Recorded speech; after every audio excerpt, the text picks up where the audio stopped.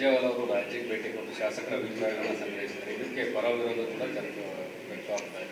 ಇದು ಸ್ವಾಭಾವಿಕವಾಗಿ ರಾಜಕಾರಣದಲ್ಲಿ ಎರಡು ಅಭಿಪ್ರಾಯಗಳಿದ್ದೇ ಇರುತ್ತೆ, ಅಥವಾ ಅದಕ್ಕಿಂತ ಜಾಸ್ತಿನೂ ಇರುತ್ತೆ.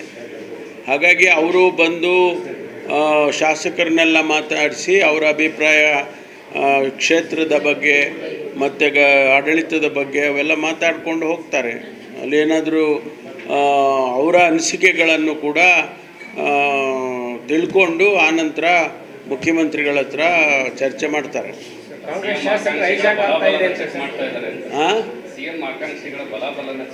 ಅದೇ ಅದಕ್ಕೂ ಸಂಬಂಧ. ಯಾರು ಹೇಳಿದ್ದಾರೆ?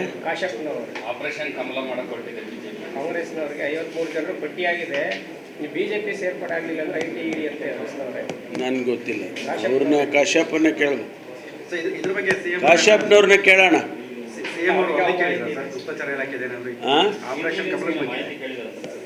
ಇಲ್ಲ, ಗುಪ್ತಚರ ಇಲಾಖೆ ನನಗೆ ಬರಲ್ಲ, ಮುಖ್ಯಮಂತ್ರಿಗಳಿಗೆ ಬರುತ್ತೆ. ಇಂಟೆಲಿಜೆನ್ಸ್ ಎಲ್ಲ ಅವ್ರ ಜೊತೆಯಲ್ಲಿರೋದು. ಕಾಂಗ್ರೆಸ್ಸಲ್ಲೂ ಕುದುರೆ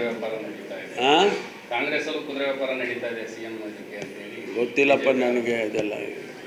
ಆ ರೀತಿ ಯಾವುದು ನೋಡ್ರಿ, ಸುಮ್ಮನೆ ಹೇಳಿಕೆಗಳು ಬರ್ತಾ ಇದೆ, ಆದರೆ ಆ ರೀತಿ ನಮ್ಮಲ್ಲಿ ಯಾವುದು ಕೂಡ ನಡೆಯೋದಿಲ್ಲ.